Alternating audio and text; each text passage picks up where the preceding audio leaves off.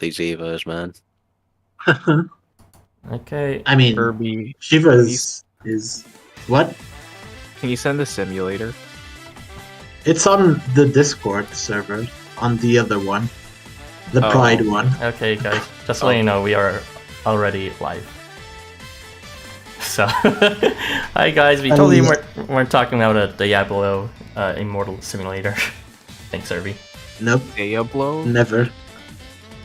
Okay, so welcome back. We are going to do the thingy as usual. Joining me today is Irby. Hello. I already said hello.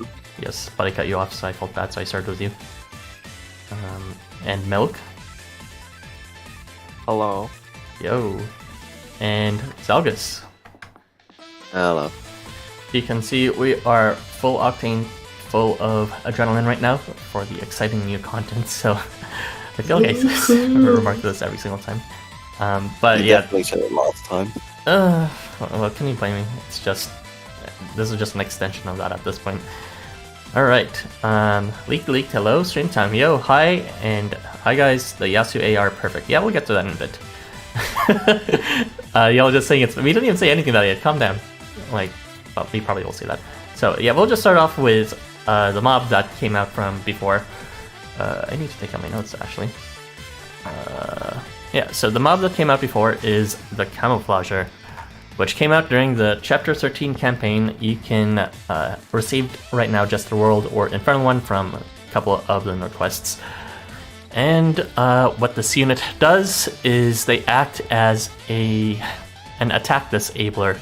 So you can either bestow weapon change none to the enemy or possess them. So actively, if you decide to move them, then they get weapon change slash to self for 1 turn, and they will then have a 40% chance of inflicting possession on the enemy through that attack, which is it's not an amazing rate, but it's honestly like much better than pretty much all Gen 1 units. So definitely like on the small side in comparison to the Invaders units or even the Warmonger side though. And they also act as a passive disabler, where if you don't decide to move them, they will obviously remain in their native none range. And then if they miss, then within thrust range, they will bestow weapon change to none for 2 turns to the enemy. And they also have a quick charge feature where they gain 60 CP at a fairly high rate every single time they miss. So if they even have combo, they could get their charger on a single turn. And with that, then they'll switch into weapon change shot for 3 turns. And from there, they can then continue this inflicting possession to the enemies they hit for a slightly larger range than shot. Well, maybe not larger, but like just further reaching. And besides that, they also act as a chance tank. You can just put them in the front and they'll have a chance at evasion with no effort once they miss. But if you do miss them, or if you do move them rather, they have an extra chance of destroying evasion to self. So that is just a summary of what you see right there in kit. Let me just point out some of its quirks and also some recommendations, even though I would more generally recommend not to use mobs in general. But first things first, I actually did find this really weird feature, which I can only point out is probably just a mistake by LifeWonders. But pay attention to the HP ranges. The after moving effect of slash is when they have greater than 51% of their HP, and the alternative is if they have less than 50%, they gain evasion to self. So this means if they have 50% HP or 51% HP, they will not do either. So that's a big boo-boo by LifeWonders. Either that, or if you just happen to be in the middle, it was their intention that they become kind of half as useful with those less options. So LifeWonders, if you're listening, please go ahead and switch those numbers around. You probably meant to make it so they'll get weapon change to slash at greater than 50% HP, or evasion to self at less than 51% HP. Besides that, I would just have one kind of meme recommendation if you're actually seriously using this unit for anything, which is this unit actually has to my knowledge, just off the top of my head, the best rate in the entire game for bestowing non-range, considering Licho's non-range bestowal, is pretty trash.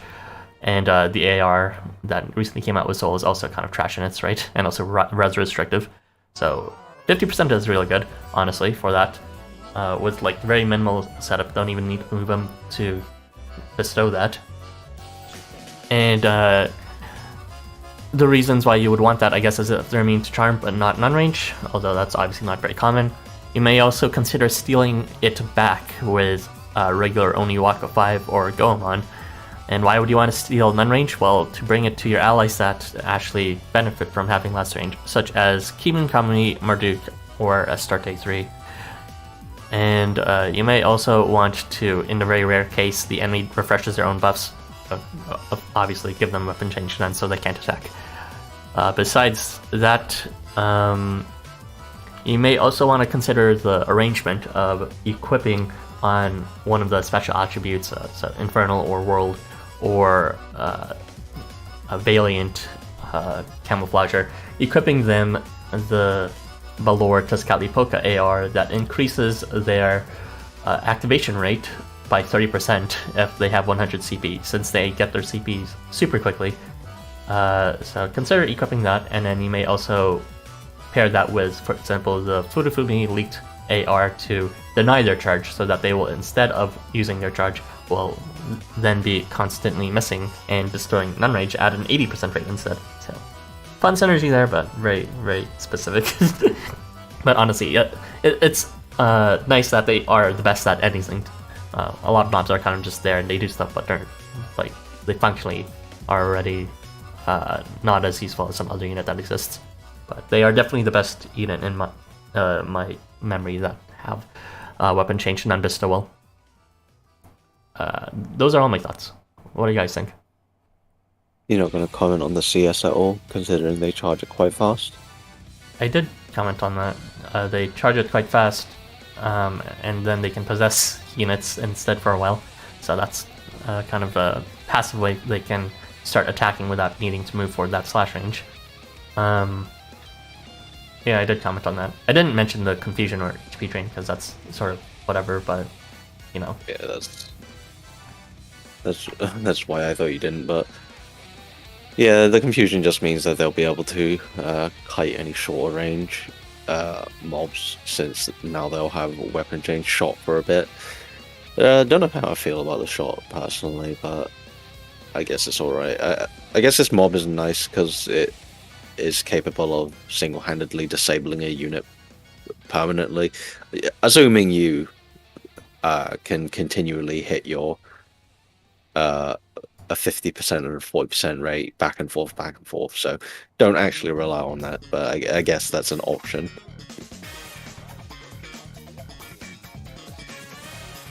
Yeah, it is. Milk, Furby, got any additional thoughts to that? There are no thoughts. I have no thoughts. I kind of like evasion stalling, but it's way too finicky to actually do it. And since they charge CP so much, then you can't really just like meme evasion stall like Holwick's 3 strategies. So yeah. Well, they can do it without moving, but their quick charge works against them eventually for that. Yeah. Yeah, like you can only last around 2 turns, and you need to be below 50% HP to get the second evasion chance. So, It's too much. Just in The rates are pretty trash. For mobs, I think they're kind of okay-ish.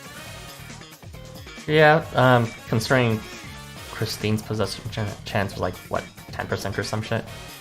Their possession rate is it was good. 6 to 12, but yeah.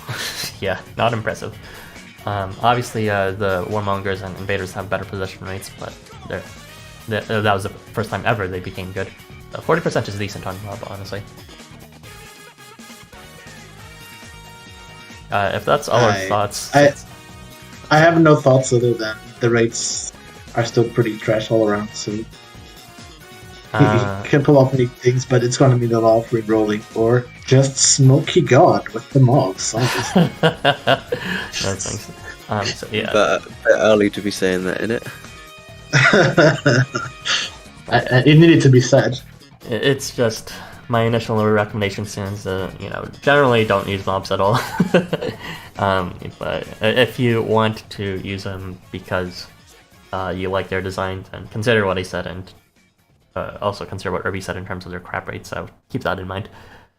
We can just move on to the next topic. This was expectedly going to be very short since mob, lol. Gonna read comments. Yeah, but now I am gonna continue talking because I am covering 2 parts in a row about the Yasuyori Hombre Tigre AR. This AR gives blessing on appearance. Yep, that's pretty much it. Okay, next part. Just kidding. It's I mean, that is pretty much what it does. It also gives a bit of snipe resistance, and honestly I don't have too much recommendations for this one because blessing is just generally good on everyone, but not an amazing effect either. And interestingly enough, the only person who would benefit from it, except not really, would be Shoji, Christmas Shoji, since he has blessing, strengthening, but he is not able to equip it anyway, so it's whatever. And also you lose 1 turn of the blessing's healing because it's on appearance again. When you arrive with a buff, you immediately lose 1 turn of it to the end of the turn. Like, unless they're just like coming in from the back slot. But it still won't be useful because everyone from the back slot has full HP. You may also want to, what's it called? Think about its HP increase at 600, which is okay, but there's a few other ARs that already give that for free, that are also free BARs. Besides that, I only have a couple recommendations you may want to use for this, which is, what's it called? Maybe not even a couple, just 1. Enigma, I guess, since he is a defensive unit and could use a bit of healing, I guess. I don't even know what to say. Yeah, Enigma. Yeah, that's pretty much it. Just Enigma. Any other thoughts from you guys? It's just Enigma because he needs all the help he can get. Wow, a buff that Enigma can actually use. Amazing. These 2 didn't deserve to get cursed with this terrible AR. It is a pretty bad AR. I'd say never use it ever, to be honest. Yeah, it's pretty awful. I think the only like useful thing you could do with this is try get an after buff proc to happen, but I don't know. There's already ARs like that too. Yeah. And they can do it phase start, so they can actually activate it more than once.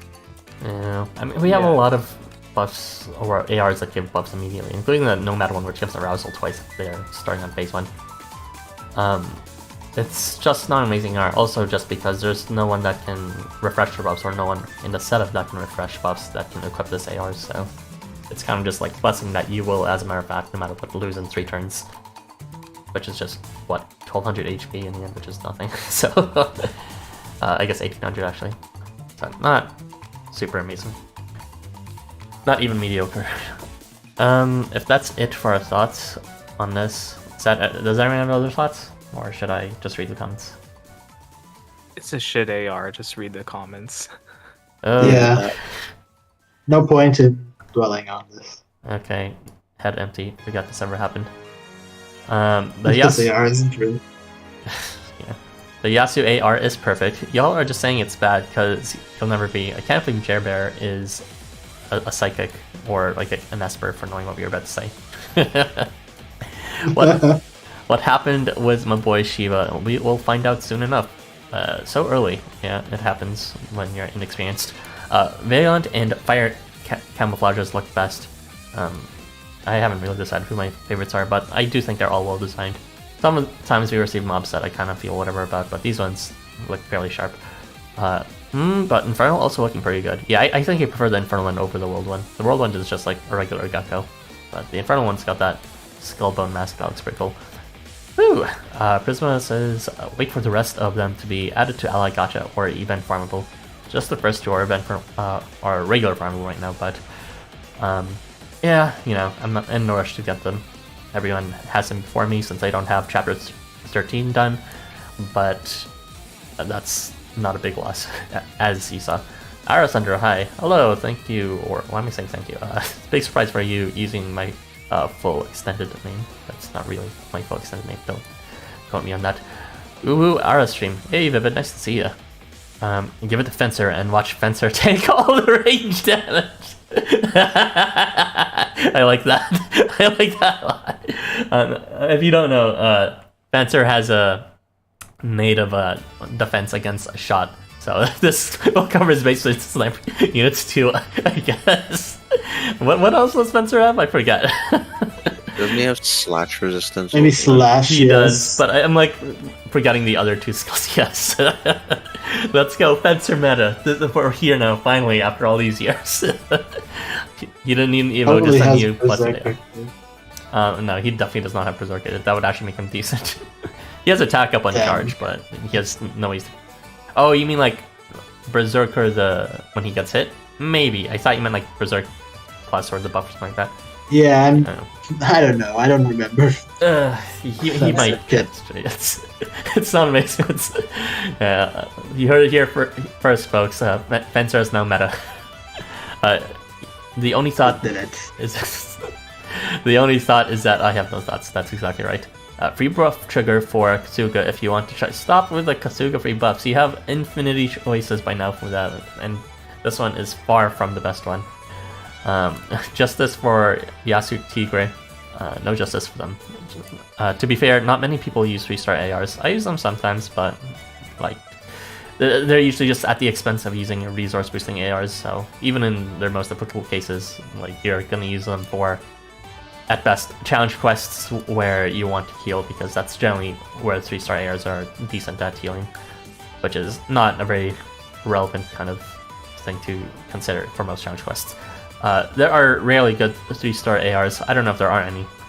Most of the healing ones, as I said, are pretty good. There's not really any healing ones among the 4-stars or 5-star ones, besides the Shenrong Anniversary, or Hot Springs one rather, which is on miss and on the buff, but actually the healing ones from 3-stars are generally better if you don't have debuffs going on in the board, as well as the Ryota healing AR, which is 3000 HP but it's phase star. There's a few phase star healing ones on 4-stars and 5-stars, but again, phase star is an incredible timing for healing. I use Horkeo times Tamte AR. That one, what was that one doing again? It's like healing around or something, or CP around, I forgot, but it's something. It's not an incredible effect, I remember that one. It's very mediocre CP or something. Yo, Godly Rival, hello again. Nice to see you. LifeWonders only made this because of the refrains make things. I don't know what that means, I'm gonna pretend I didn't read that. Plenty of decent 3-stars ARs, in my opinion. This one's just bad. Healing is pretty good with 3-star ARs, it's just this one is only on arrival, so not even every phase start, and it's blessings, so it's like, you're gonna be not like getting your first turn, so it's just gonna be 3 turns of healing, and also, yeah, I don't know, it's not good. Fencer gives protection to Slash Tails behind. Whoa, incredible! When he gets attacked, there you go. That synergy of being the next tank meta unit. Watch out, Snow. Wow, he's already power creeping Enigma. Not very high feat, I know. Okay, I have covered the comments, so we will now move on to the slightly meatier, but debatable topics, the skill evolutions. So let us just do that. We will be starting with Bertro's skill evolution. Take it away, August. Oh, hello. Right, so Bertro got a new skill Evo that actually makes him somewhat usable. You might actually consider using. So they added 2 off the buff effects to one of his skills, and it makes him give concentration and glint to adjacent allies at 70% and an 80% rate off the buff. Now, I actually meant to ask you this before the stream, but I forgot. Since these are 2 separate props, does this mean that they can fish for each other? I.e., if you get concentration but not glint on one buff, will that concentration cause glint to reroll? Yeah, because it's just a separate buff entirely. at Okay, that yes. point. In that case, the rates for these are actually slightly higher than advertised because you will be multi-rolling for them, most likely. But I didn't bother calculating those because I wasn't sure if it worked like that, and also there would be a ton of branching options. But If I yes, may make one remark, it was true that it would apply in stock and just like that before the Itzamna patch. But after the Itzamna patch, I'm not sure. They did something a bit weird with Itzamna that prevents him from... It seems like not as much effects go off him. So I'm not sure how they did it, but they might have done something with after buff to prevent stacking like that. So I'm not entirely sure. Previously, though, for sure it worked like that. Well, that would be pretty sad. But either way, a 70% and an 80% isn't that bad. I mean, Bertro already is designed to increase his own rate, but that requires him moving. But either way, he can at least now he can. He's one of the few units in the game who applies both concentration and glint. The only other ones in the game I can think of off the top of my head are Itzamna, but he can only do that once because he can't refresh his concentration. So outside of juggling buffs with Tangaroa and Duo, but Duo's rates are terrible. Well, it's a 50% glint and a 70% concentration on hit, so he can try and fish for it multiple times, but Duo's pretty shit besides that, so yeah, I would not recommend using him. I say this having tested him. There's also Go ahead. gender meme Ikutoshi, but no one uses that. Oh, right, yeah. Don't forget band Ifrit with the... what's it called? The AR that keeps going on the side, yeah, the Suzuka Ibaraki one. I mean, I try not to include ARs in it because, you know, there are way more combinations, but yes, he can do stuff like that. So on his own, Bertro can, since he always gains movement range up on phase start, he'll always at least try to fish for concentration and glint once without doing anything, so it's nice to have that without even trying. And that's every phase start, so as long as you're not entering a phase already with move range up, then you'll try it again. Possibly for a free buff. And if you're actually moving him for the rest of his kit, you'll get concentration and the stackable glint, so you'll fish for it twice, and you'll also be increasing your skill rate at the same time. And by turn 2, you'll have 100% race on both concentration and glint allies if you continue to move him. So it's easy enough for him on his own to reliably give out the concentration and glint. And I guess it also applies if you happen to copy buffs from enemies, although I don't really see people using that at all. Well, I don't see people using Bertro also. But yes, you could also try and trigger it off of stealing enemy buffs with copy buff. Well, it doesn't steal them, it only copies them. And anyone else who also buffs Bertro will be fine. If you wanted to capitalize on his evasion spam, that is the entire gimmick of his kit, then you could also get someone who gives him glint, because he doesn't give the normal glint to himself, so that can stack onto it. And I guess you could also do the prayer units, but that's limited to Itzamna with the RKR and Valentine's Arc, so not really something to consider largely. So what were you gonna say? Something? Just besides that, I was just gonna say I understand if it's kind of hard to figure out the rates for this guy. I mean, they're all gonna be high eventually, but the specific rates are gonna be, and effective rates with multiple rolls are a bit tricky with all these concentrations and glints, and especially when we don't exactly know now how after buff works in correspondence with activating itself. Yeah, there's a lot of different chances to, and branches you can consider. So, but I would say that the after buff rate is it's a decent rate, and will scale up to very high rates. So reliable enough, I would say. So as for who to use him with, I'd say naturally granting glint and concentration to anyone is a good thing. Pretty much everyone wants higher proc rates except Motosume, because obviously everyone wants to have higher proc rates. And as far as Erica would disagree, but okay. Okay. As far as making him more usable, I would say since now he can apply 2 damage increasing effects without even moving, I'd say he's a lot more useful.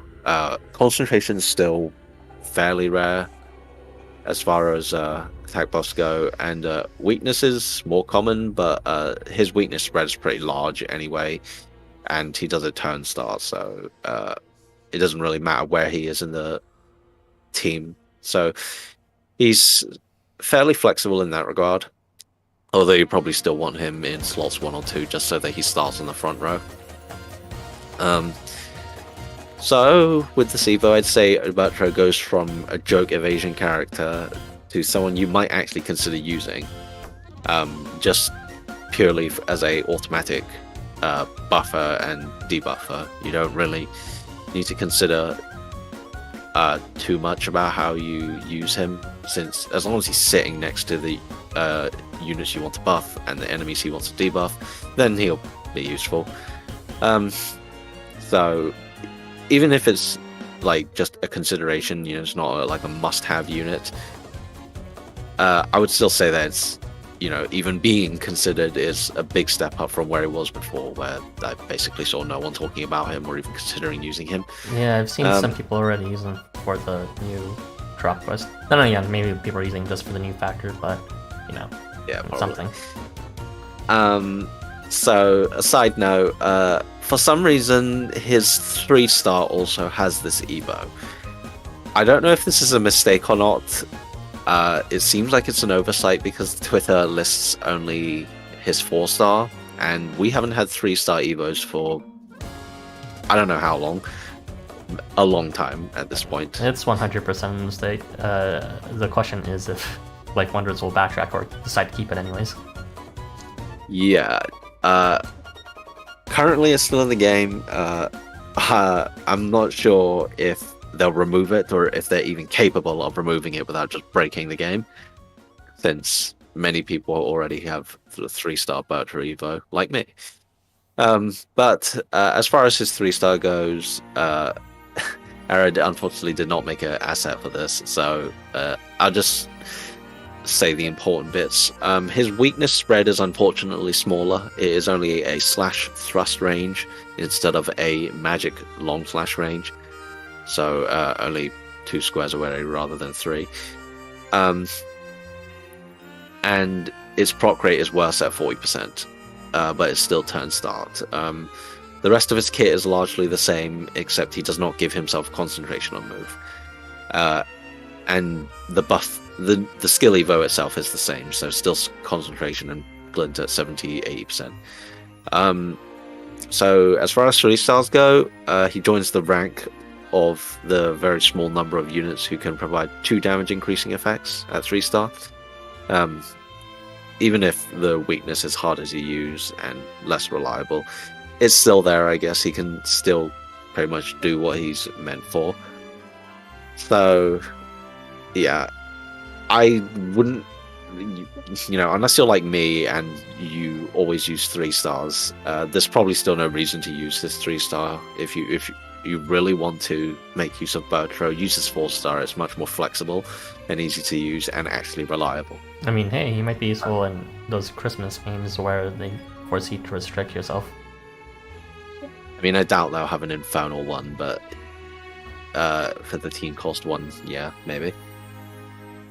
But yeah, that's pretty much it. He goes from a joke character to usable. That's pretty good, I'd say. Cool. I don't have too much additional thoughts. In fact, I don't really have any additional thoughts. More so to just reiterate one of your points. I did think it was good you mentioned the Kana and Tango Itsama setup. Yasumi, that's the one I always bring up. Because they do have a tendency whenever I play with them, for various reasons, whether it's the mechanics of the quest or just like player incompetence, to eventually lose their concentration or glint, which will eventually just lead to them failing their buff spread.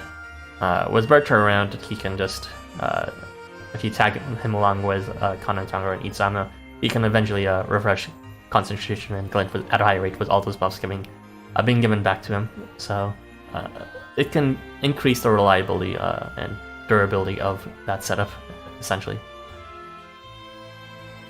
Yeah, it's nice to be able to provide glint and concentration, and in that setup, just juggle it around. 20% proc rate is pretty good, honestly.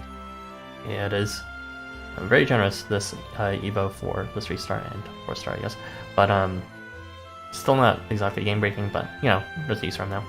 Anyways, Milk, Irby, any other thoughts?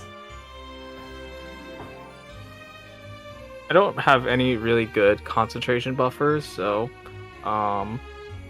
this Skivo is pretty nice in my opinion. Like it's for 3-star, you get basically a 70% phase start concentration to adjacent allies. Like that's pretty good. It's not like amazing, but it's like pretty good. Well, I guess it's also after buff, so it's like better. And I didn't understand the point about. Sorry, go ahead.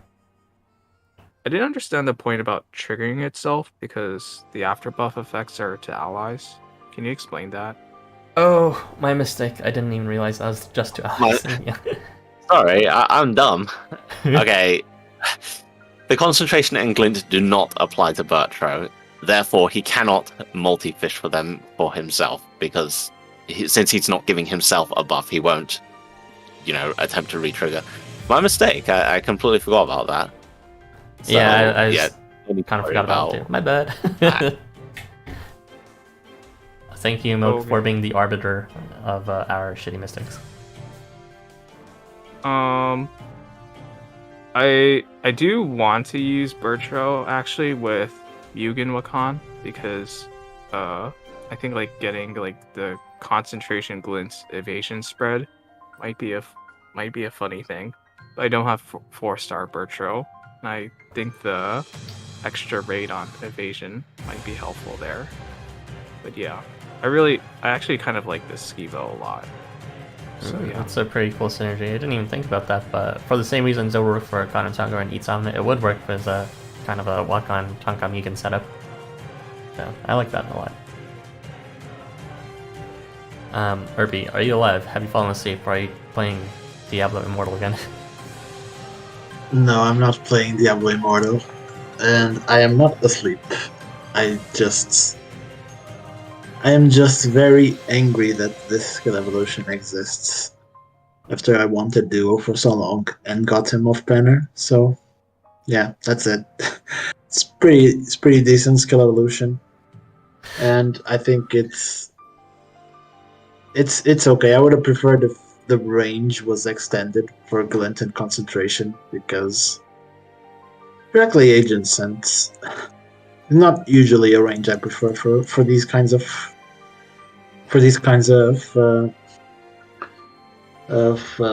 proc rate increasing effects, because usually I don't want these units to be in the center.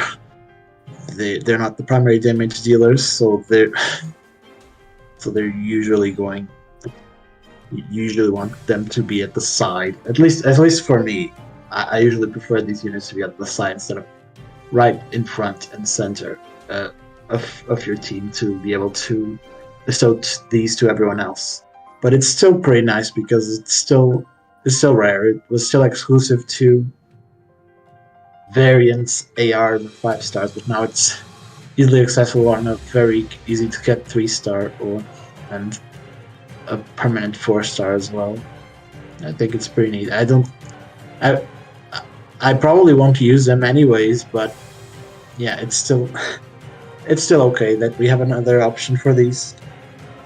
Yeah, he's like enters the realm of useful, but not really into the realm of common usage yet, so it's a bit of sadly a waste of an Evo, as it are most as a result, since very rarely does an Evo make them enter the realm of actually being like usable in modern content.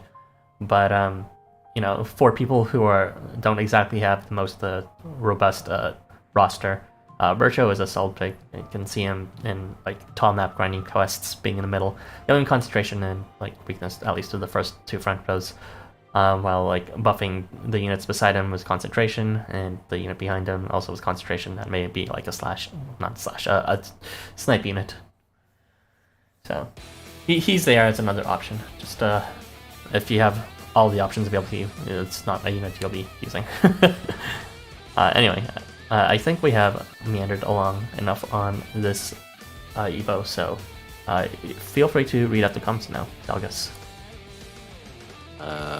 Refrains are MC4 quest for more essay. Yeah, Aaron knows that, but he has not done the latest 2 refrain quests because he can't access them, because you need to do chapter 13, but he doesn't want to do that, so that is correct. Let's see. Yeah, thanks for subscribing. It's like Leone, something like that. Yeah, Leone. Now he's budget duo. Honestly, I think it's the other way around, but yeah. Just a limit for after buff after another. Pardon? I think he's talking about if there's any restrictions for the after buff stacking effect, which is irrelevant now since we realize that doesn't even apply to himself. Yeah.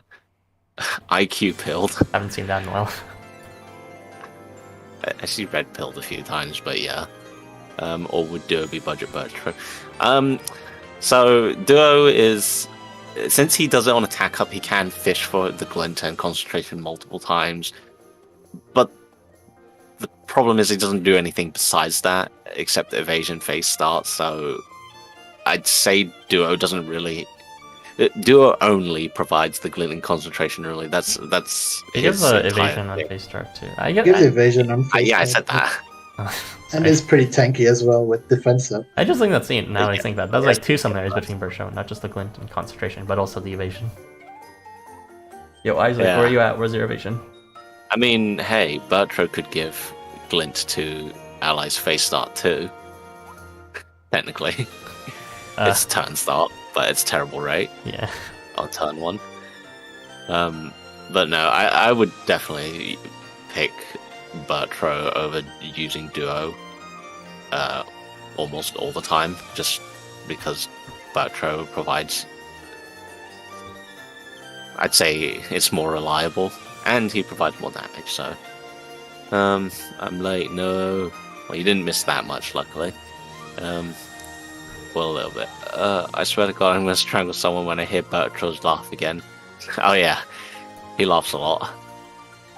I do like my laughing characters. Late bars, eating breakfast, don't attack me. Hello, show. Damn it, show. Imagine eating breakfast. I haven't eaten anything yet. Same.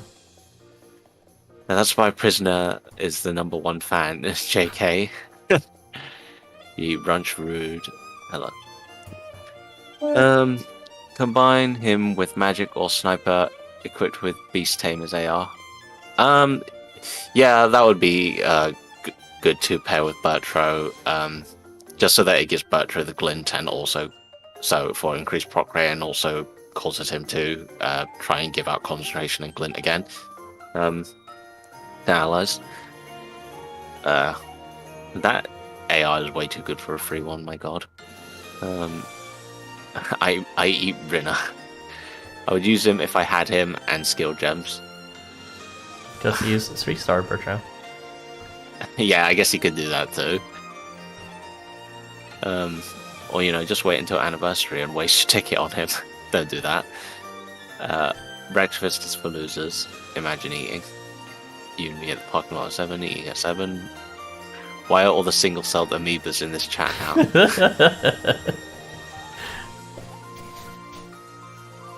Kido Henko. Is that what he says when he yeah, I think skill? so. Yeah, I do remember. Like, I barely use him, but somehow I remember that line. He says it a lot in when he's an enemy, so Oh, yeah. I don't subscribe to you, Harvey. Amoebas are free to perform mitosis anywhere they want. Angry face, Canabox. Even if it was a mistake to give his 3-star skill Evo, they might as well keep it since a lot of people see it when they go for a skill Evo. When they go to skill Evo, his 4-star most likely. Yeah, I don't really see any reason for them to remove it because, I mean, it's not like the 3-stars aren't already strictly worse anyway, so does it really hurt to have them mildly better? These are skill Evos if I recall correctly, and that's nice. Yes, that's correct. Put Bertro behind Fencer so Bertro can proc his Evo when No, Bertro memes continue. Who has them? The people who have skill Evos are Bertro, Summer Shiva, and Vanilla Bathym. I'm looking respectfully for Shiva. He's next. Shiva getting kind of wet. At least a 5-star seeded leaked as a best friend now. Who, Bertro? I guess it's because, what's it called? Leaks can only peak at 80% even with seeded skills. Okay. Message retracted. Mysterious Prisma. Concentration and Glint kind of redundant unless they stack. They stack. That's the point. It's a 20% rate of different buffs stack and also stackable buffs versions of the buffs are distinct. Yes. So to be clear, all of the proc rate buffs do stack. So concentration, Glint, and Prayer, and also Bertro's two stackable Glints are completely unique. So with Glint, stackable Glint 1 and 2, that would be a 30% increase. And yeah, so they all stack together. The point of that is to bring his evasion up from terrible rate to passable rate. On Summer Shiva's variant, did he fall or something? His art looks like he fell on a puddle. I believe he fell out of his canoe or something. Something like that.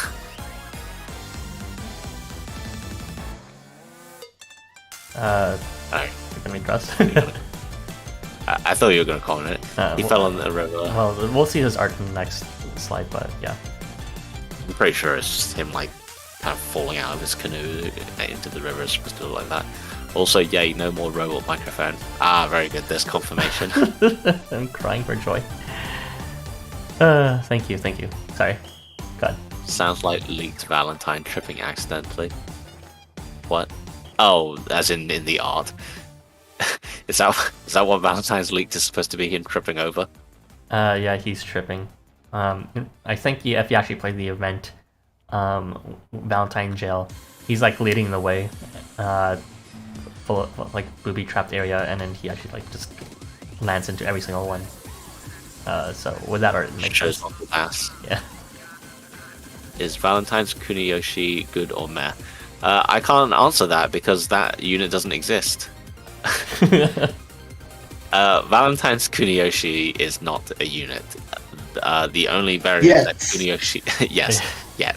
Let's go next year. The big reveal. The only variant Kuniyoshi has is Nightmare. I forget the name, but yeah, Nightmare Kuniyoshi, who... He is from what I recall, he's a okay attacker with decent disabling effects. He mostly exists to deny enemy buffs, and then when the enemies have no buffs, he himself... I think... Is it just him who deals decent damage, or does he apply a debuff that makes everyone deal? He applies the debuff, yeah. Okay, so he's designed to negate enemy buffs, and if once all of the enemy buffs are gone, all allies will deal extra damage. So he's decent. I wouldn't say he's amazing, but he's definitely usable in a team. Post Evo, by the way. Make sure you got his Evo. Yeah, post Evo. If you do have him, please get his Evo, because otherwise he's kind of meh. You can use him to boost regular Shiva CS. Wow. Can you believe everyone? Yeah, that's actually... that was the strategy, was what everyone was talking about when he released. Can you believe that Nightmare Kuniyoshi received an Evo but late didn't? That's hilarious. Oh my god, that rerun was something else. The 2 units who desperately needed the Evo didn't get it, and the 2 units who well, Jambavan was kind of useless as well, but Kuniyoshi definitely. I mean, he could have used one, but not at the expense of the other two. Jambavan was not made much better with his Evo. It was just like it was literally limit on move or something. So he gave him more damage, so yeah, it's fine. And then I think what's her face also received something Virgo, but I can't remember. But they definitely received deserved it less than like Lave and Alp. Whatever. Early 3 stars and 4 stars barely different. Yeah. A lot of them are basically the same, so I guess it doesn't matter that they both get the same Evo, but Bertro is similar enough here. Shiva extends for 3 turns. I compare him with Ben 10 for that easy 3 turn in this coin event. Yeah, but we're getting there. We're getting there. Yeah. But then you're using Ben 10 and you're losing out on 15 10% gold coin rather. Dream Kingdom event, yes. I just want Dream Kingdom Jambavan, but he came home, so okay, I guess. Labe has a chance for this variant to get also an Evo for his regular. Whenever that comes. I'm surprised he hasn't gone an variant, or actually Evo as well, yet, considering that Labe was like one of the original popular units as far as I'm aware, because he got a lot of fan art like way before he released. So relative to the other phrase in the game anyways. To my understanding, the human characters are actually more popular generally, but among the phrase, Labe is probably one of the more popular ones. Yeah, the fact that his kit is so turbo trash, like, we could tell it even back then when he released, when the meta was so much more young. I think we were just like, we knew it was trash, but it was like, I think I was fixated on the fact that he was immune to all those skill lock and debuffs. I was like, he might have used. No, not really. Not at the end, after all this time. I think I just enjoyed the Turnstar Ardor personally, even if it was a shaky rate. But it was just nice luxury. Yeah, it was a nice luxury to have an automatic buffer. But yeah, I'm surprised he's so bad. He will remain as such for the foreseeable future. Okay. Till he gets his variant. Well, we'll see. We can just move on to the next part then. This will be Shiva of the River. I don't know why I said it like that. Covered by Irby. So, go ahead. Hello. Okay, this... I'm just gonna say that this literally fixes almost all the problems Summer Shiva had, which was basically he had only weapon change all for essentially 2 turns before this skill evolution, and most farming quests are 3-phase quests, and you usually want to clear them all in 1 turn. So it was pretty much not viable to clear those quests in 1 turn.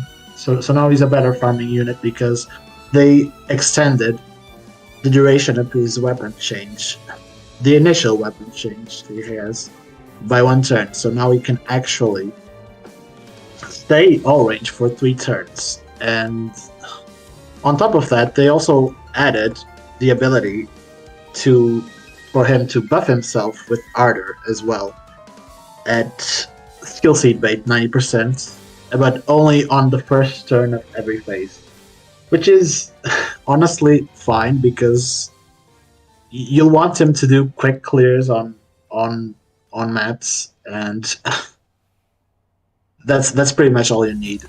You only need to buff yourself for 1 turn, even though it lasts for 2 turns, doesn't matter. You'll always be able to have Ardor on top of limit. You can, like, the other quality of... Sorry, go ahead. Go ahead. No, I was just thinking, I feel like sometimes it happens that there are quests where they actually have more HP as they go, so it could be good to get Ardor and your Darkness Strengthening on turn 1, and then have someone else buff him on the next phase.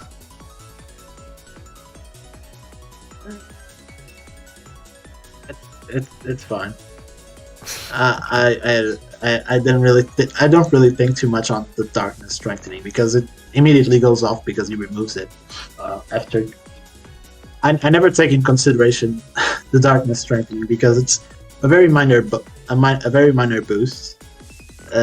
Because he's going to remove it because he actually removes debuffs after attacking.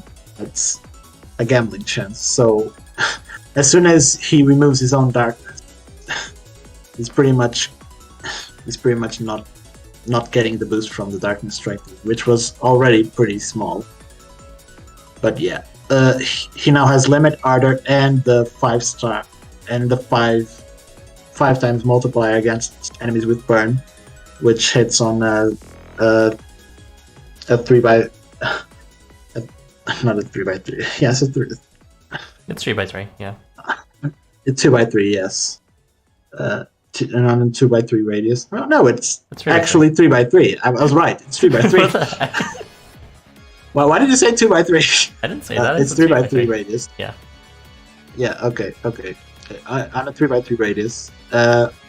This is really good because it will let him. Because usually on the farming quests, the bigger HP enemies are usually on the center and almost never on the corners. Of course, there are exceptions, but the main gist of this is that now he has 3 multipliers instead of just 2 to kill enemies with. And on top of that, he gains a movement expansion across all the directions on the first turn when he appears, basically, and it only lasts for one turn. So essentially, he can immediately position himself in the center of the board, no matter what size the map is. He can immediately go to the center of the board and apply his 3x3 burn on the center column, 3x3 column, which is pretty nice. I'd say he's now one of the most essential farming units that exists now because he's pretty much perfect for all sorts of blossom grinding, and even in this coin grinding quest, he can pretty much just destroy everyone right on his own, which is pretty nice. On top of this, do not forget that he can equip the Grappling with Destiny AR, which is the Arsalan and Avarga AR, which lets him penetrate all defense buffs. This makes him a pretty solid unit for farming, usually. He's not a column clearer, but he's a board clearer. He can stop his own CS. But yeah, there's not a lot here to say other than, yes, he now has 3 turns. He can now position himself in the center, and he now has a lot more damage. That's the only thing that changed here. Yeah. Do you have like the specific damage values written out? You could mention them if you haven't. I did have them, but I did not write them down because I think it was like 100k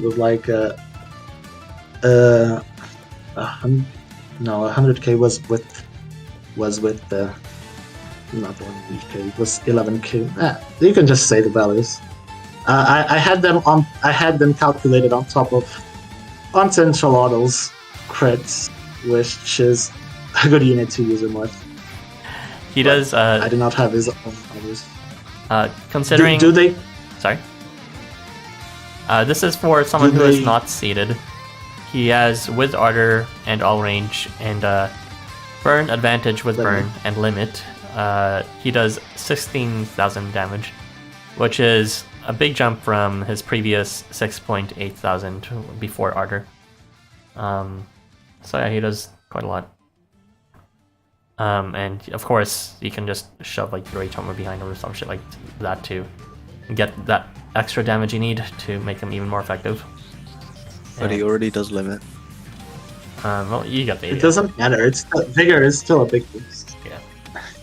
Aren't you sad though, Irby, that you have to retire Ben 10, your favorite girl? No, I'm not sad at all. Also, I forgot to say something really cool here, which is he can now stack his movement. Now that he has movement expansion, you should pair him with J-Shiro, which has weakness and vigor, two damage amplifiers that he doesn't have. He can essentially ferry the whole board on turn 1 as well, because the movement expansion stack. So that's pretty nice to have as well. No, not essentially, he will, since he's also pushed to the side. So, stacking along with always being in range to reach the rest. Yeah. That's a pretty good synergy. I think that. And again, I thought about it because his damage amplifiers none of them stack. He did gain limit, but that limit does not count. What was the condition for that again? It was like less than 50% HP or something like that. Yes, it was. So fucking bizarre, even though that limit does not count. Yeah, you can essentially weakness the whole board, even by not being in the center of it. So it's fine. Go figure. I will be excited to see more of your videos on using Shiva to actually prove what you have claimed here, that he will now be a new standard for grinding. Whenever I can actually see I do not have the Arsalan ARs, Arsalan and Varga ARs, so you're probably not going to see him as often. But no, I mean, don't you just want to equip the Guts and Resistance one or something instead on him anyways?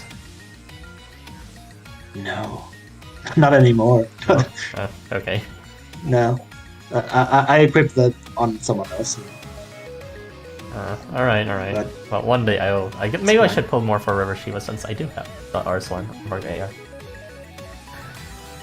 I don't recommend pulling, but he's a pretty solid unit that everyone should have. But also, summer is coming. Okay, fine. Maybe but I'll just summer is coming. This is literally before summer. He will reprint again next year, 100%. Okay, well, you changed my opinion on this. I thought it was just yeah, he's good for grinding now, but you seem to really think he's not just good for grinding, he's actually like a standard now. Which, if that's the case, then this is actually an Evo that is one of the greats, I guess, even though I didn't really see that at first. It is, in my opinion at least. Yeah. I think if you have the Arslan AR, which Ara clearly seems to have, then you should definitely pull for Summer Shiva. Oh right, I forgot you did have it. Then you should definitely pull. Yeah. Alright. It basically depends on the Arslan. If you have the Arslan AR or not, then yeah. I do. And I don't have any units that is good with it, so god damn it. I will pull up maybe like 5 tickets, we'll see. When will it reprint? I think you should actually go harder just because you care about fast grinding a lot, and this guy is basically going to have a lot of annoying one-turn clears with like Onsen Shalotl. I mean, I'm not Irby who also has Shiro, for example. My choices for additional buffing is you don't limited. You don't need J Shiro. You just need Shalotl. Yeah. That's true. I do have Shalotl. And he can be on support. Okay. Yeah. So, so if you do have Shalotl and the Varga, you should definitely go for it. Wow, yeah, I mean, I can't believe you guys have done this to me. That was actually what I was going to mention, is that this is kind of like a bait skevo to like get people to actually pull in Summer River before summer. So it's kind of funny. I mean, even if it's bait, according to Irby, it's like actually legit though. Legit bait. Like... Oh yeah, it's definitely legit bait, but like, if you like actually like played Chapter 13, you would kind of see what LifeWonders is doing. Like, release a free quest, and then I've seen it was literally made to clear that free quest. Yeah. Okay. So we'll see. This is like a humongous bait, but it's actually legit. Fine. I'll throw in an actual multi-instance tickets. I have a good amount of stash. Not a huge stash, but, no longer just 0 stones, so I have a bit to save. But yeah. Chances are they'll release a lot more units with sort of the same functionality anyways. Now in summer. At least I kind of think they will, because... essentially exactly because this free quest exists now. They're kind of baiting with this, but No, they're right. I probably think I going to know make what the something gimmick very is. similar. If you're trying to dance around the topic, but yeah, it's fine. Sorry. I don't actually really agree, just because we just got back from a banner with Taishakuten, so yeah. What? It was meta for that Fushi refrain. That was no. Oh my god, guys. Okay. Any other thoughts, Milk? Zalgus? I don't think Shiva. I would have rather that we got more Evos, because it feels kind of like Shiva, who was one of the units who needed the Evo less, got one, and then other units, All right. like the ones on like Let's talk about the title of the stream. Yeah. I actually don't agree with it. I mean, in the sense of Summer River, I don't agree that Shiva was the one that needed it the least. From Summer River, at least. Don't get me wrong. I think it was the one. He definitely could have used an Evo in terms of bringing him more useful, but he already had base utility that was far greater than like 90% of the feature units in this coin event right now. Like, fucking base Pollux still has literally nothing, so keep that in mind, right? And then here's Shiva getting another Evo. Thanks, LifeWonders. I mean, they needed some incentive for people to pull on Summer River. The only unit that's there, that's like in the coin event, is Shiva, so it's like huge bait right there. Like the one banner just for Shiva, and then the other banner, I guess, and the Evo just. Well, yeah, but without the skill evolution, no one would be using Summer Shiva for that event because it would be trash, anyways. I guess. I mean, For the he's still event, good for the it was first two actually turns, fine. right? And then he would switch into below range, so he would actually be good for this. It would still be very low damage without the Arlor. I mean, I would presume you could just find someone else to buff him at that point, but if you insist. Oh yeah, it's not really like a 3x3, because they're all like weirdly scattered in this quest. And they're like wood as well. Yeah, there's Hombre Tigre, which is good. Is annoying, and he's also the drawback. But yeah, Summer Shiva probably shouldn't have gone Esquivo before Perma Hombre Tigre. Yeah. Well, that I can agree. Yes. Yeah. I can agree. This is like an in-game case of just, just have better genetics. Just be born better, just be luckier. I mean, it is, but frankly, would you prefer that Hombre Tigre would add a skill evolution at the same tier as, I don't know, the next skill evolution that we'll talk about? I mean, as Zelga said, it's not necessarily just about, someone else should have gone in, but as he said, we should have just got more Evos. Instead, we had a very few, and then Shiva was one of them who, come on. I feel like it was a bit disproportionate in the sense that Shiva got a massive boost, then Bertro got a decent boost, and then we had Bathym that. I mean, I feel like he got nothing, to be honest. I have a lot of, not a lot of notes, but more notes on every note on him, so we can talk about him soon after, but I don't think it's a bad Evo, honestly. With that said, Shiva here is just dancing on everyone else in this discussion, so... Fucking Shiva, sorry god.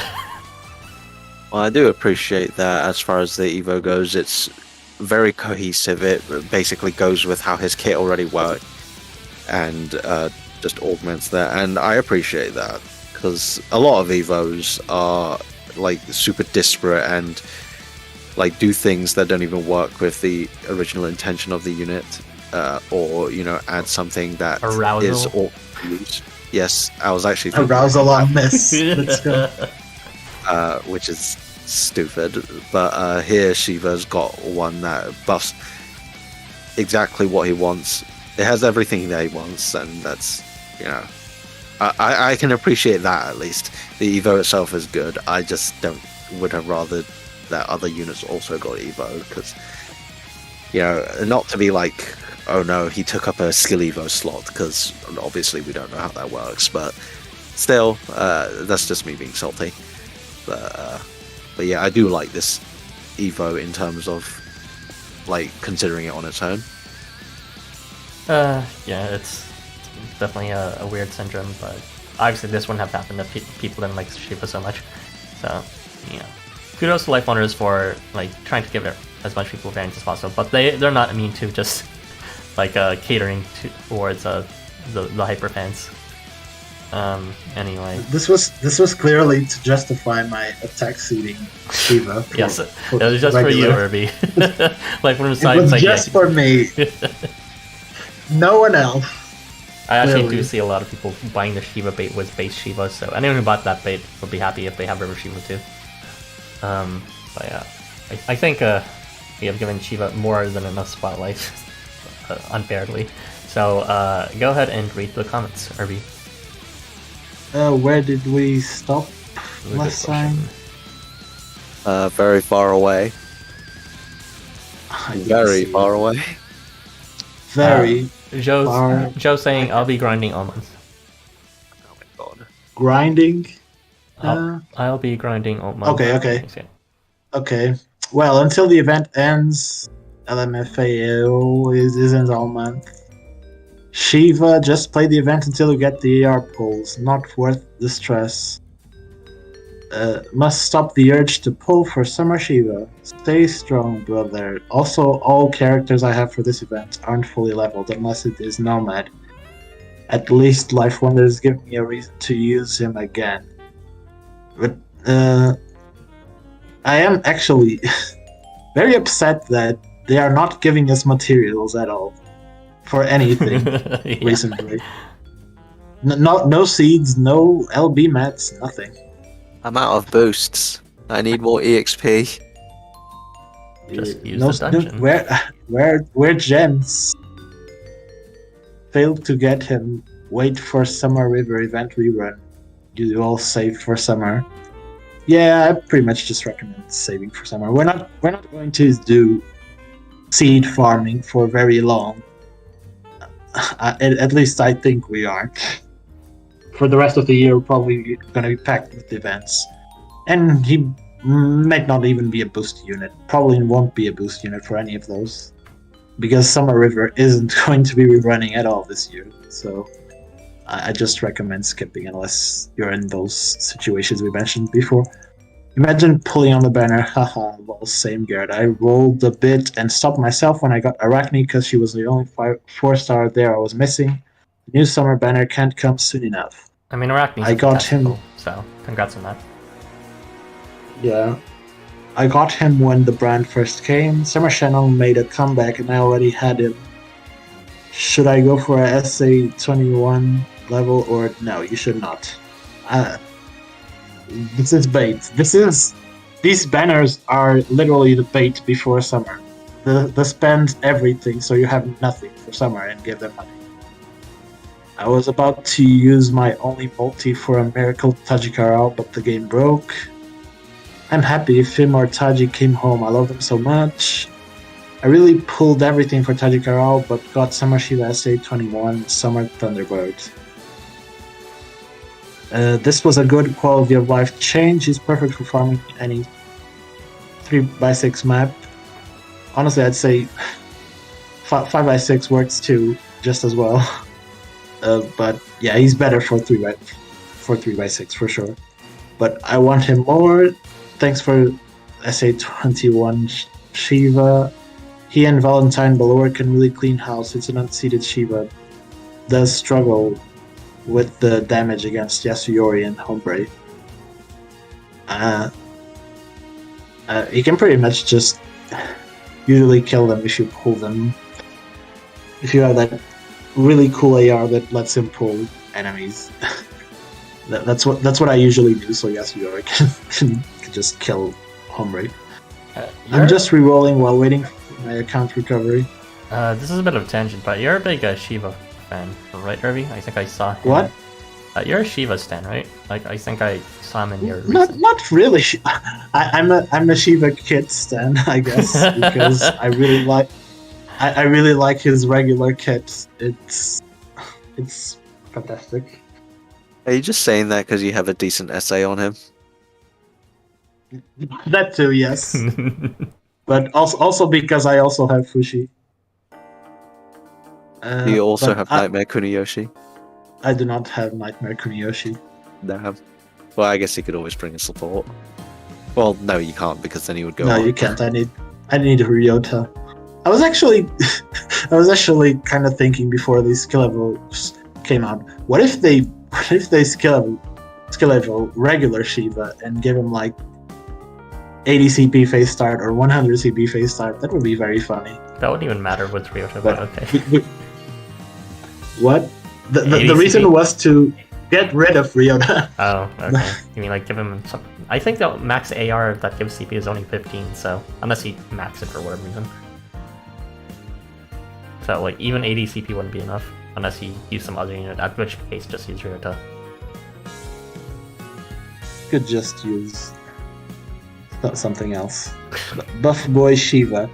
I could just use Nightmare Kuniyoshi with Shiro AR next to him. Buff boy Shiva. Irby retires Ben 10 wheel. I already retired Ben 10 long ago. I stopped using her even before this evolution came out. To be serious, I actually noticed the difference when I got the Evo. Nice. I have the Avarga AR, and yes, Summer Shiva can break through so many things. I'm lacking like every good 5-star AR for the units I use. I just saw someone call Tangaroa dead. Well, because he is. He calls himself that. 5 AR are also hard to get, but you need someone to equip it first. You kind of have the opposite. LifeWonders. A number of good 5-star ARs, but I don't. I actually haven't. You don't have really, the units. I'm lucky with getting units, yeah. Like, don't get me wrong, I'm glad to have like Ghost Kurugani and Vari and stuff like that. But for a lot of the 5-stars that are fancy lately, like Yuritomo or Fushi or stuff like that, like Shiva here, both Shivas, I just don't have. Like one of the reasons why I keep on using Kotaro is just because I actually don't have any other board wipers in comparison at all, and most of them are 5-stars at that point. So I think I've just been unlucky. Maybe this summer, you can finally get rid of Kotaro. I mean, Shiva could do that. LifeWonders making quests easily beatable so long as you have the limited 5-star. Okay, I mean, they were already pretty easily beatable before. It's just that you can now maximize your resources now on them. There's the Envari shop ARs, which is nice. La did that in the beginning too with their HDQs. Shiva is the bait, but Bathym crit booty was real bait. I legit only have one 5-star AR that I got in a random banner because I kept pulling on characters. I hate being thirsty. Yes, that is a terrible thing to have on this game. Hombre Tigre forgotten. He was forgotten the whole year. He was forgotten on the Tiger year. He was forgotten on the skill evolution year. He didn't even die at the end of chapter 10. He kind of just, or 11, he kind of just vamoosed after that. Yeah, he never appeared again after chapter 10. Not even at chapter 13. Yeah, like all the other like warmongers even had like back room scenes to like, but just Hombre's just not there anymore. I don't know. Yeah, even the warmongers that kind of disappeared appear again, and Tigre just didn't appear. Orc syndrome. Not even in Year of the Tigers. I keep saying this, but we need skill level Exodus or to get them more consistently. What buffers go with Summer Shiva? Well, we already said a few, like J-Shiro, and Fushi should also work as well, and Yoritomo isn't the best, but it's okay. Vigor is still nice. It's probably others too. Yeah. There's a lot of buffers that work well with him.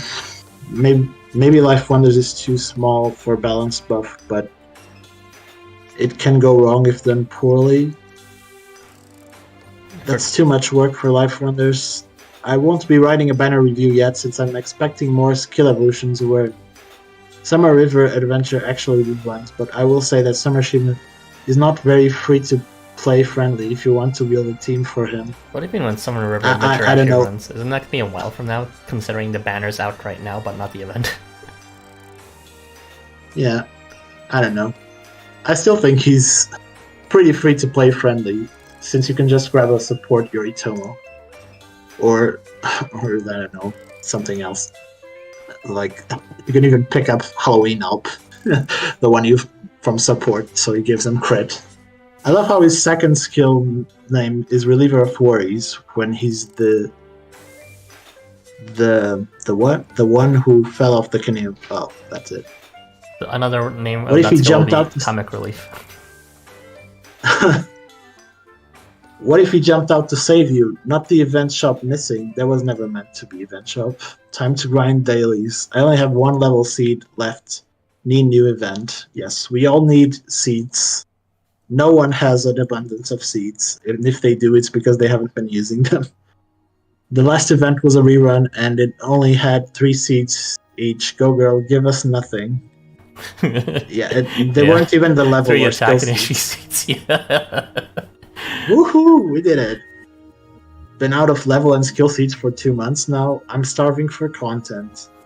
He is a Shiva San. Oh, is Nightmare Kuni good with Shiva? Well, I wouldn't say good, but He's one of the he few that can post actually his add to stat. him. Yeah. Can also use Itsam, I guess. Next update, Lianan variant. I'm calling it now. Well, I think you're wrong. You gotta give her Enigma level kits in her summer variant to balance her original 4-star. I mean, yeah, she's still a good buffer, but I feel like no one uses her anymore. Sounds familiar on what Ara said. Wonder what other events are like Summer River Adventure. I have season, that's exactly right. Yeah, Yep. just because he hasn't been using them. Okay, thank Yeah. you for covering that huge body of text, which is no surprise considering it's Shiva. Sorry to keep you waiting all this time, Milk, but we will now take off your muzzle and let you speak about Bathym. Go ahead. Oh, is Hello. it bathing time already? Yes, it is. It's time for your bath. Okay. So this Skeevo is Mineral Excavator, which buffs his original Excavator, which, if you don't know, Excavator is the skill that gives him crit after moving at a 64% chance, and it buffs this chance to 90%, so that's a plus 26% to proc rate, and also gives him the gimmick of increased horizontal movement expansion every odd turn start, so 1, 3, 5, for the phase of the phase. So it's a bit weird, but yeah. What this means is that since he also has Teleporter, which increases his vertical movement by 1, he basically has like pseudo Omni movement on every odd turn of the phase. So that's pretty good for mobility. I'm not really a huge fan of these sort of like gimmicky movement choices like Etherfield, but it's pretty nice to have something that has something that lasts more than like, I don't know, 3 turns. Like, it can extend on indefinitely. The important part though is that he can get it at least on turn 1, because that's when you want it the most. The next part is that on turn start he applies Drain to like this plus range, this like cross range that's in front of him, but it's also like shifted up by 1 square, so it's kind of like Festival Tezcatli Polka's weakness range, if you know about that range. That's at a 60% rate, and Drain is kind of a stupid effect anyways, so this isn't really worth commenting on. The next effect though is a Charm at a 70% range in the 2 square diamond radius in front of him. So that's very similar to Hawkman 4's skill evolution, if you're aware of that range. But now, instead of Hawkman's being phase start, this is turn start. So he can actually fish for this quite quite constantly. So that's kind of interesting. He also deals 1.5 extra damage to enemies that have charm. And since his charge skill also has charm, this is also a buff and damage to his charge skill.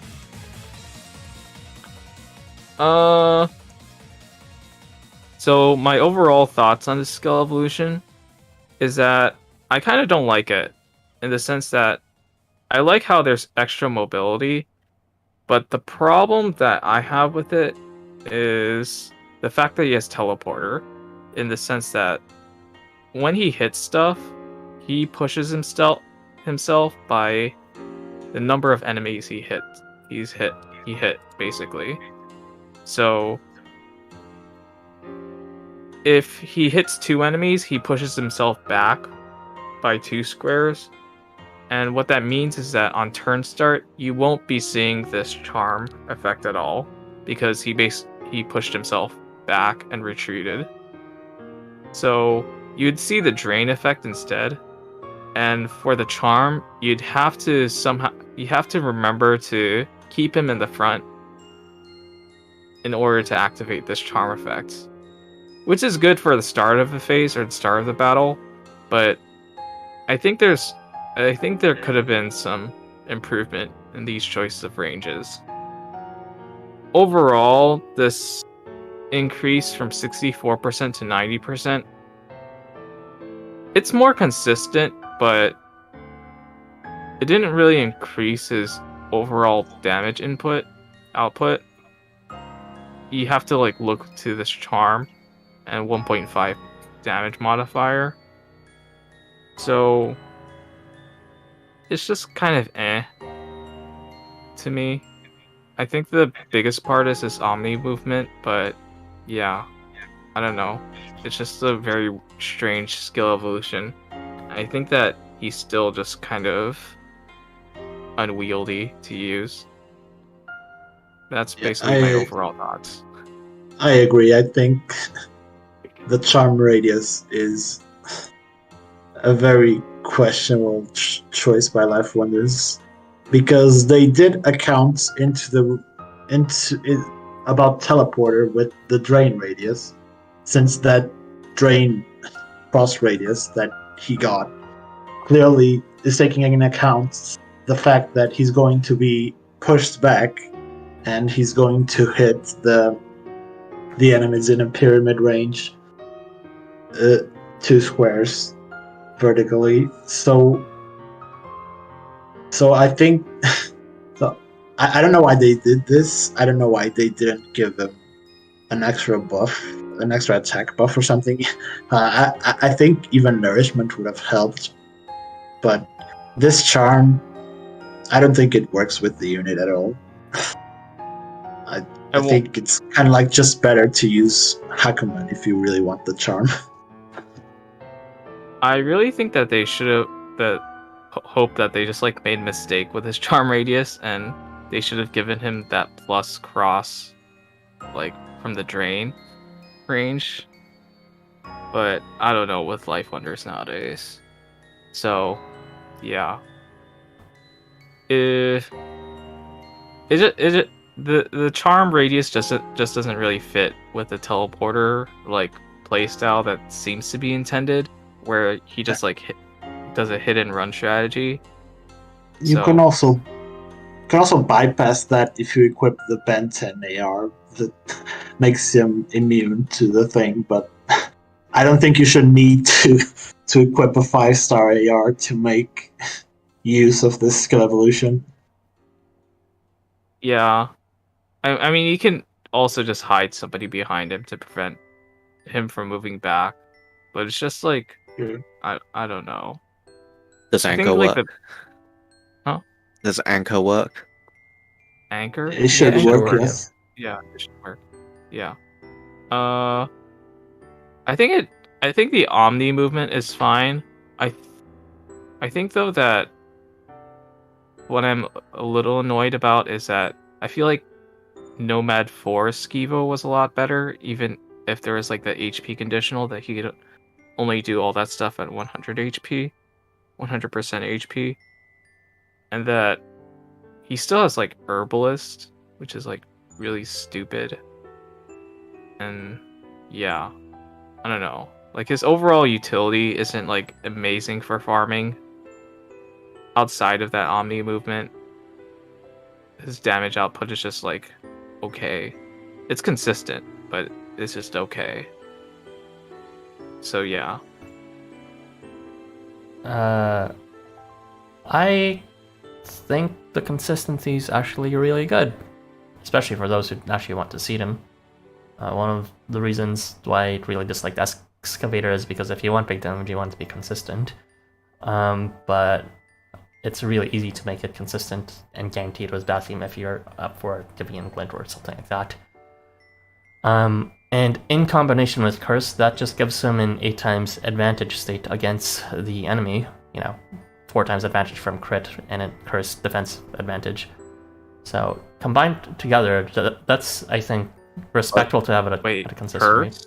What are you talking about? Yeah, Curse for when he hits units, right? He doesn't have advantage.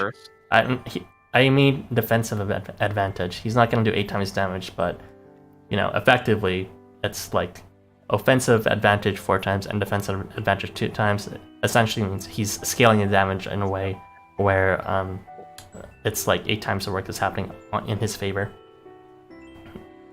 Does that make sense? Yeah, not really.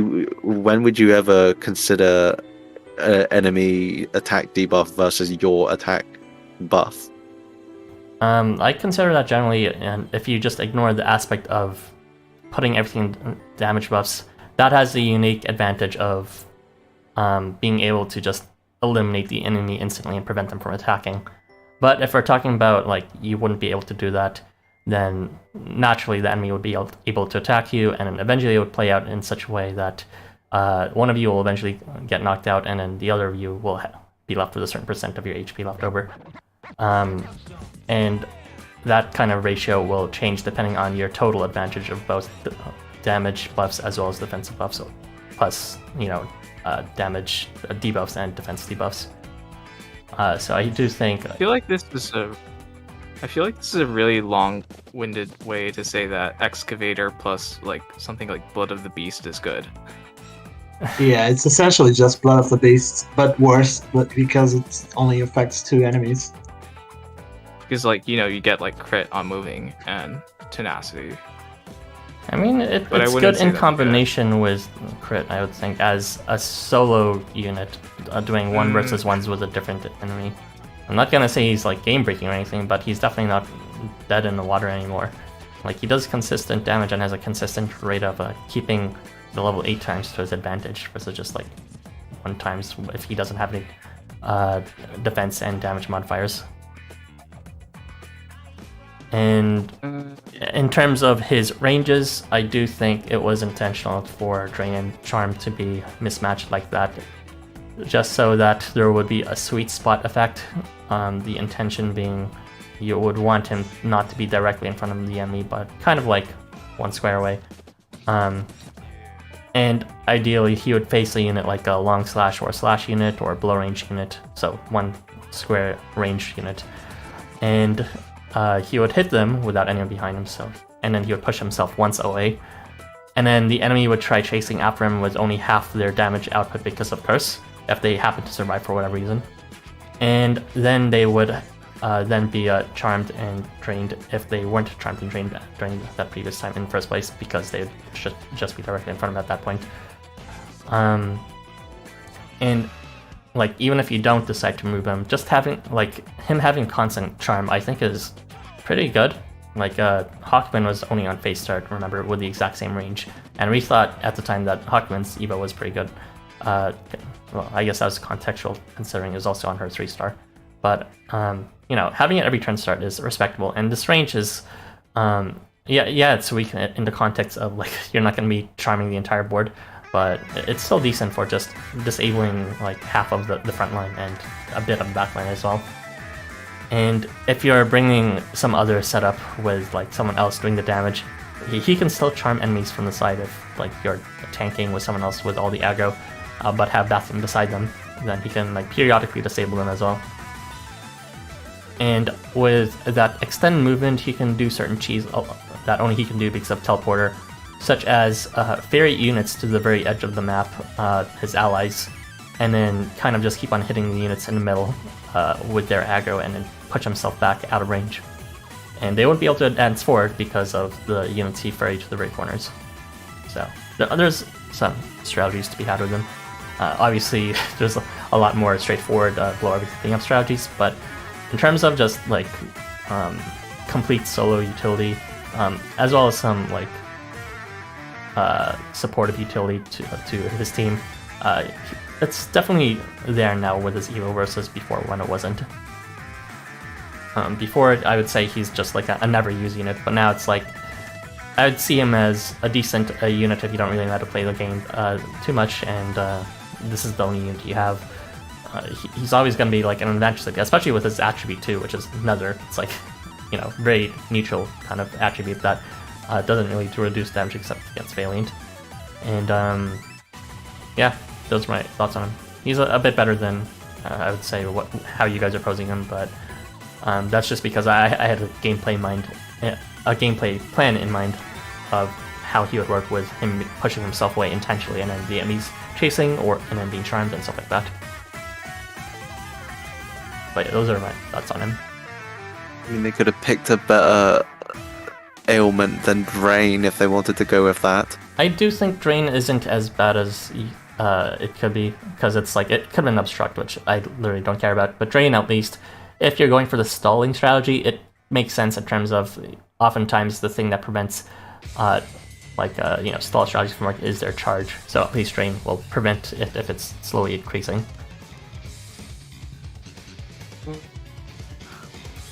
Yeah, no, I don't see it.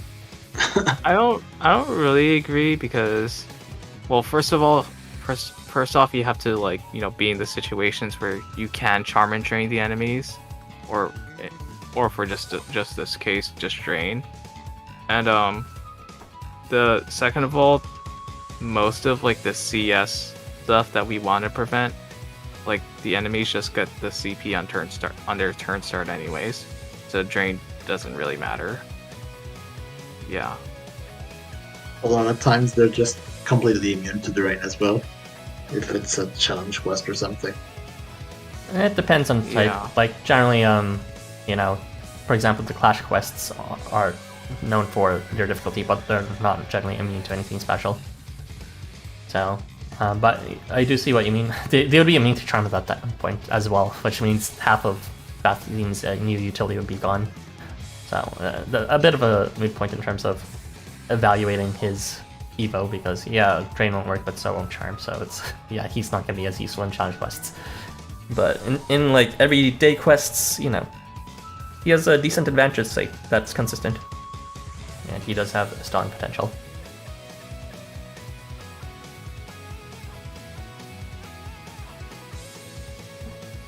Anything else, guys? The thought said empty. Not really.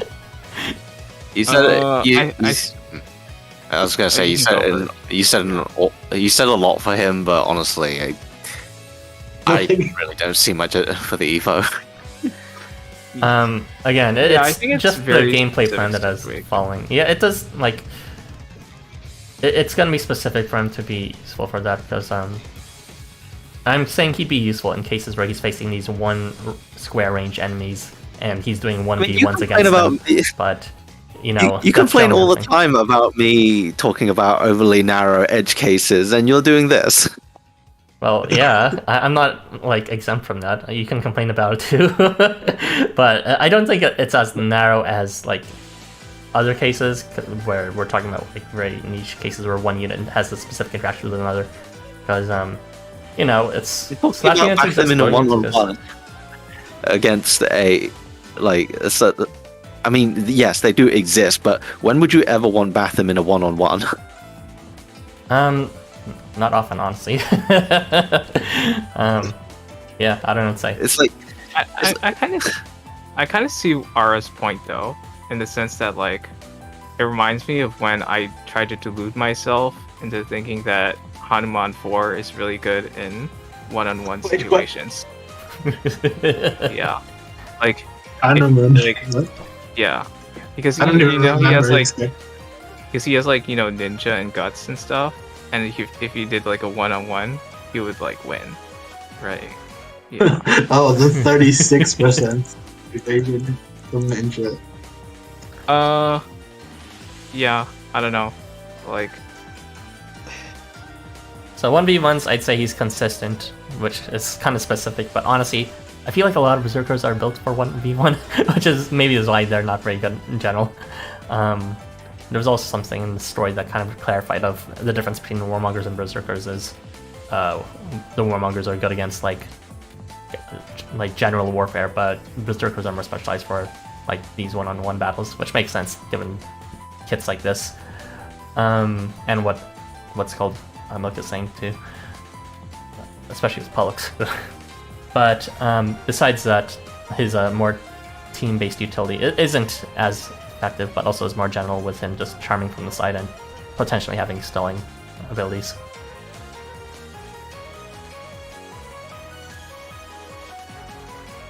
Okay, if no one else has any thoughts, I'll go ahead. I guess read out the comments, Milk. There are no thoughts. And Is it Nobody I have likes that. seeds and that's exactly right. yeah, it was that. Yeah, it was exactly Okay, that. so I have to read this one. Bathym put their whole Bathy in their Skivo. OMG, move Bathym next to Fencer so Bathym can teleport into protection range. Hard eyes. Bathym Bomber intensifies. Why did I thought of Super Smash Bros? He will slay with his Bathy. Just because he got his skill evolution doesn't mean I'm going to level him. Shut up about Fencer. Well said, Milk. Never. But I think that's why the charm rate is so high, since he has the ability to bump himself out of range. Yeah, it's a pretty high charm rate. Like, 70% is, like, basically the best charm rate. Like, if you look at, like, Kato Katoblipus, I don't even remember how to say his name. Well, if you look at Kato, his like best charm proc is like 90% technically, but you have to like CS and move him. But like most of it is like 40. So yeah. The way all of them got movement expansions in their Givo. Did all of them do? I guess Bertro already has it in his technically Bertro has did. Yeah, Bertro technically already has it. So I guess so, yeah. Omni movement is pretty good. I mean, I complain about like, was it him getting Omni movement just to move to get a guaranteed crit, but I use ghosts, so go figure. Where is this? The way the somber music is playing while talking about Bathym Skivo. Oh, is it playing? Interesting. Yeah. Curse for the Fencer tanking. One day Milk is gonna do a Fencer meta deck. Oh, I've actually been thinking about it Oh my because gosh. Fencer has Berserker, and their CS is pretty good. Well, it's not really good, it just has attack up or something. Yeah. Xmas Claude amusingly works well with him since he needs to be parked in the back to apply his buffs, and he can get Bathym anchor so Bathym can then move somewhere else without being moved back. I never use Xmas Claude even because I don't have him even after trying to pull him, but that sounds okay if you want to use both of these units. Who the fuck is Fencer? I only know Fenty. It's at the very least thematically cute because Berserkers and all. Fencer is the 1-star mob. I think the Fencer is a mob. I only like the Tricksters, so I wouldn't know. 1-star mob. Justice for 1-star mobs. You go, King. And that's it. Yes, that is all she wrote. I can't believe this stream ended up being about Fencer's potential the entire time. It's gonna happen this Yes, this is all about the fencer. But, Forget Shiva. Pull for Fencer in the ally gacha right now. yes, that's a good way to dissuade people from spending their stones before summer. Yeah. Then there are 5 of them too. Pull for fencer instead. You got 5 of them, 100 dupes and all. You're gonna make the ultimate team. Trust me. Anyway. The 5 fencer team. Yeah, we are done. All the topics for this batch, which was not very much, honestly. Although it did go on a bit longer than I expected. It's still under 2 hours, so yeah. We spent like 40 minutes on Bathym. Well, I'm sorry that like you minutes. guys individually took turns tearing them down, and I tried to single-handedly put it back up. But you know, someone had to do it. Anyway, what are your thoughts overall on the reprint banners, this campaign, the dearth of topics, and the new chapter, and things like that? What are your thoughts? I am very thirsty for a new event that isn't this. But that's it. I need boosts. Oh, really? You lack stars? Yeah, because at some point, Ara suggested I stop buying them from the shop, so I did, and then I ran out. Oh, okay. Use the dungeon. What's Yeah. your problem? Jeez. Because I have Otohime to be training, who is 15 seeded, so... Yeah, you'd be using dungeons especially for seeded units. What the heck? I'm talking about training. I don't use boosts on my seeded units. I use them on all the random trash characters I always build. And I'm not bringing them into a dungeon, because I'm not going through the effort of setting up the thing that you do. Well, that's on you then. I should have told you, don't buy boost. Disclaimer, you actually need to do dungeons. But if you don't want to do dungeons, I don't want to tell you at that point. Pretty sure you told me to stop buying boosts a long time before the dungeon meta really took off anyway. What? No, I would never say not to buy boosts without dungeons, because it's like, how else would you get EXP otherwise? Like, boosts were literally the only way before dungeons, so besides the... I mean, yeah, but I also already had a lot stockpiled at the time. Anyways, don't blame me, it just... Seriously, just do the dungeons, I don't want to tell you.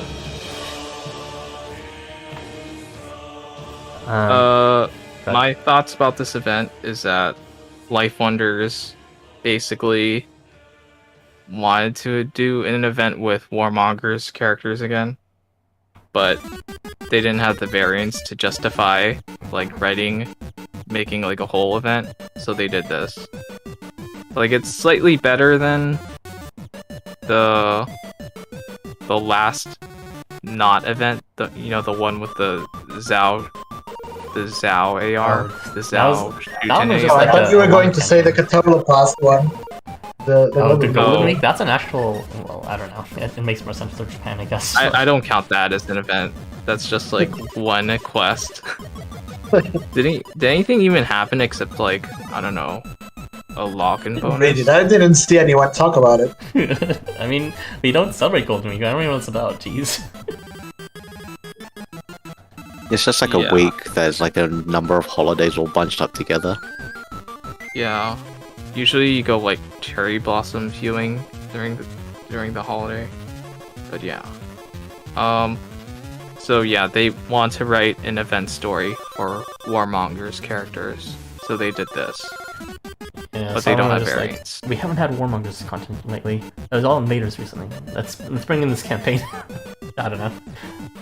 Most probably. I mean, yeah. Because like looking back, it's like they were very quick to give pretty much all the Warmongers variants, but the Invaders, I still haven't. I don't know. I feel like they gave variants to the Warmongers that we had already seen enough of, and didn't give variants to the Warmongers that we didn't see anything of.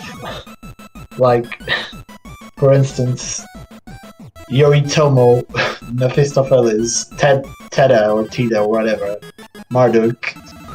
Who the fuck are those Warmongers? Nobody knows. Only part 1 Warmongers exist to them, apparently.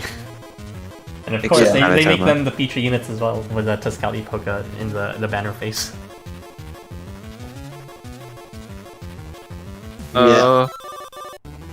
I do think this event is kind of like an overall trend where there's kind of like this rerun bloat that LifeWonders has accumulated over the years, just due to like all the past events that technically need to be rerun. So they're like kind of doing this along with the pickup banners. So I guess it's like they're trying to be more cognizant of, I don't know, newer players with stuff like the special quest ticket currency that they have implemented. But yeah, not very fun for veterans. That's true, though. I would say. Sometimes we forget as veterans that there are new players and they still I don't know. I feel like this isn't. I feel like this isn't even good for newer players either, because newer players need materials, and they can't get materials in these quests, in this event. Okay, there is no shop. There is no LB materials. There are no gems. There are no. Yeah, I guess there are no stones. There's only 4 quests in total because the one non-battle quest and the 3 battle quests. So where's my stones? You can get like 12 or something from a rerun event. We had like 3 this time. Yeah. Amazing. There wasn't even a login. I guess what I'm thinking about is... Yeah, there isn't. Yeah, I guess what I'm thinking about is like, you know, the people who just want to like roll Summer Shen who keeps reprinting and then just leave. But yeah. Oh yeah, I forgot. Or Christmas Yasuyori. Yeah. But basically, you know, pull for these super popular Warmongers characters when you're new or something. Yeah. Even though they keep appearing over and over again. Yeah. The Invaders do not exist. The Warmongers Part 2 do not exist. It's only Warmongers Part 1 for the rest of this game. Okay. At least Shiva was lucky enough, even though it was a Part 2 one. Yeah, Shiva definitely got lucky. Who else was? Oh yeah. It was like, yeah, we already mentioned. There's like no one except for Shiva at this point. Definitely pull for Summer Shiva if you have Arslan AR and you like care to have easy gameplay. Okay. Anyways, you can see where it's mixed reactions for this period of time.